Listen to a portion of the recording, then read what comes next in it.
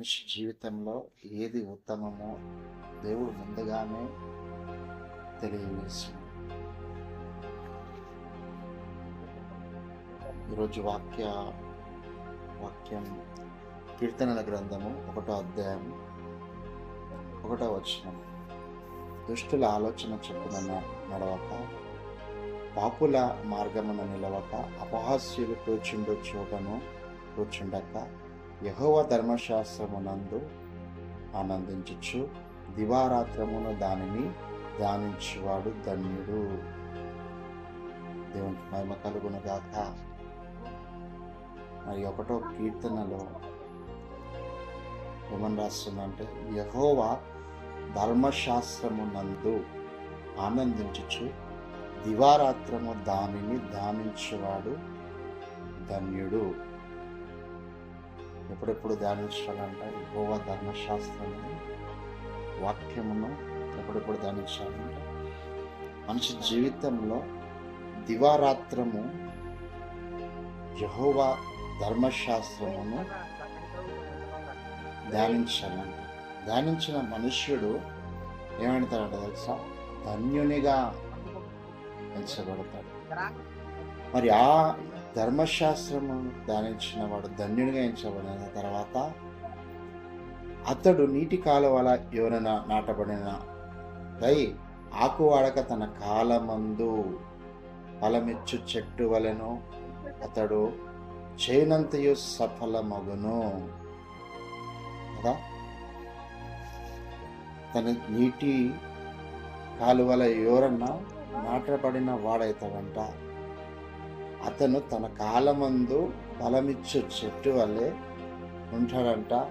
ఉండి అతడు చేయనదంతా సఫలమవుతుందంట. ఎప్పుడు సఫలమవుతుంది?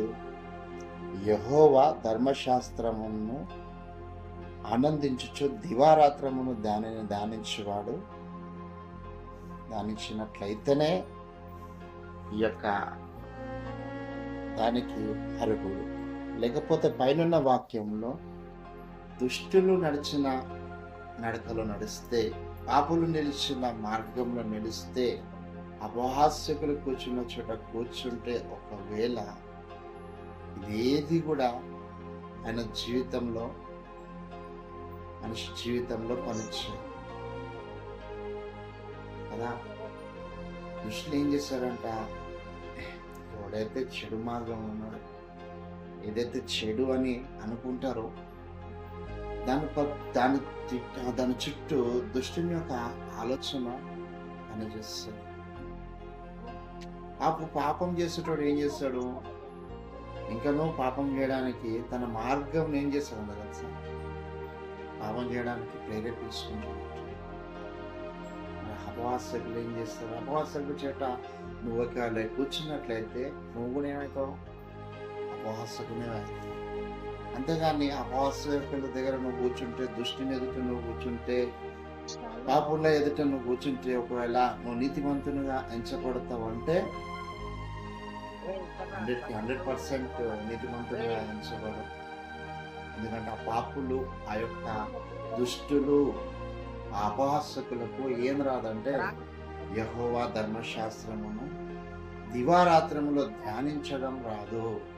దేవుని వాక్యముగా చదవడం, వాక్యములో ఉన్న మాటలను గైకొనడం, వాక్యంలో ఉన్న అద్భుతమైన దేవుని సత్యాన్ని ఎరగడం రాదు.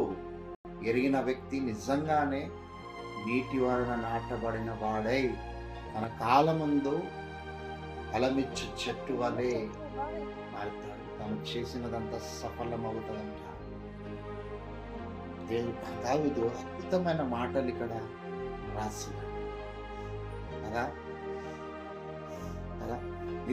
నీతిమంతుల మార్గము యెహోవాకు తెలియను, దుష్టుల మార్గము దేనికి నడుపుదంట తెలుసా? నాశనమునకు నడుపును. దేవునికి స్తోత్రం కలుగునుగాక. నిజమే, దుష్టుల మార్గము దేనికి నడుపుతుంది? నాశనమునకు నడుపుతుంది.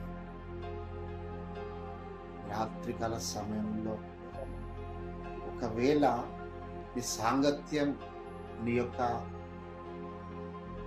మరి నడుచుచున్న విధానం, వెలుచున్న మార్గం ఒకసారి నిన్ను నీవు పరీక్షించుకో.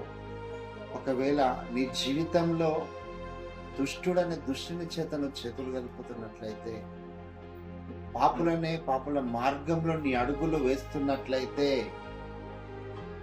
మరి నువ్వు ధన్యుడవు ఎట్లయితావు? ధన్యుడవు కావు కదా.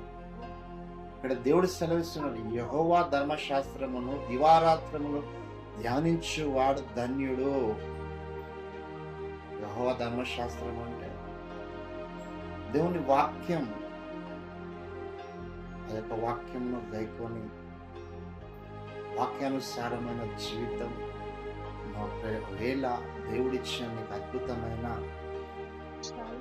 నీ యొక్క సాక్ష్యమును కాపాడుకుంటూ దేవుల్లో రక్షించబడిన నీవు పాపుల మార్గంలో ఒకవేళ వెళ్ళినట్లయితే, నీ మార్గమును నాశనకరమైన మార్గం అంటారు. నిజమే, ఈ భూమి మీద బ్రతుకుతున్న మనుష్యుడు దేవుల్లో ఎదుగుతున్నప్పుడు పలు విధములైన శ్రమలు తన చుట్టుకుంటాయి. పలు విధములైన శ్రమలు తన మనిషిని జీవితాన్ని పతనానికి గురి చేస్తూ ఉంటాయి. ఎందు గురించి తెలుసా? యేసేపు ఎదిగినాడు, కానీ తన పాపము చేయకుండా దేవుడు ఆయనను కాపాడినాడు. ఎందుకు? తన ప్రవర్తనను బట్టే ఆ పాపమునకు ఆయన మొగ్గు చూపలేదు. ఆ పాపమును తప్పించుకొని దేవుని ఎదుట నీతిమంతునిగా నిలబడిన ఆయనను దేవుడు విడిచిపెట్టినాడు. సమయం కలిగింది, సమయం దేవుడు తీసుకున్నాడు ఆయన జీవితంలో. కానీ అద్భుతముగా ఒక ఉన్నతమైన స్థితిలో తనను నిలబెట్టి కదా. మరి ఏ జీవితంలో నువ్వు నడుస్తున్నా, ఏ జీవితంలో నీ జీవితాన్ని కొనసాగించి, అది అందు వాక్యం ఉండను, వాక్యమే దేవుడై ఉండను అని మన జీవితంలో దేవుడే మనతో మాట్లాడుచుండగా, ఆ వాక్యానుసారమైన జీవితం నీ జీవితంలో ఎందుకు ఫలించలేకపోతుంది? ఎందుకు నిలబడలేకపోతున్నా? వాక్యానుసారమైన జీవితంలో నీ అడుగులు ఎందుకు స్థిరపరచలేకపోతున్నా? రక్షించబడిన నీవు పదే పదే నీ యొక్క జీవితాన్ని పాపానికి ఎందుకు, ఆ యొక్క పాపం అనే మార్గంలో నువ్వు నడుస్తూ, ఒక్కసారి దేవుని దగ్గర నువ్వు సరి చూసుకో. ఒకవేళ దేవుని దగ్గర నువ్వు సరి చూసుకున్నట్లయితే నీ జీవితం దేవునికి అనుకూలంగా ఉన్నదా? ఏమడుగుతాడు దేవుడు? మహా అయితే ఏమడుగుతాడు దేవుడు? మహా అయితే అని అంటే, మనం చూసినట్లయితే మీకా 6:8 చూసినట్లయితే, మనుష్యుడు ఏది ఉత్తమమో అది నీకు తెలియజేయబడి ఉన్నది. నిజమే, న్యాయముగా నడుచుకున్నట్టు, కనికరమును ప్రేమించుటయు, దీన మనసు కలిగి నీ దేవుని ఎదుట ప్రవర్తించుటయు. ఇంతే కదా యెహోవా నిన్ను అడుగుచు. దేవునికి మహిమ కలుగునగాక. నిజమే, దేవుడు నిన్ను కనికరముతో జీవించమంటున్నాడు, దీన మనసుగా జీవించమంటున్నాడు. న్యాయముగా ప్రవర్తించి అనేకుల ఎదుట న్యాయముగా నిన్ను నిలబడమంటున్నాడు. దుష్టుల ఎదుట కాదు, పాపుల ఎదుట కాదు, ఈ లోకములో అపహసించే వారి ఎదుట కాకుండా, నీ అడుగులు నాశనమునకు కాకుండా, నీ అడుగులు స్థిరమైన క్రీస్తుని బండపైన నిలబెట్టుకున్నట్టు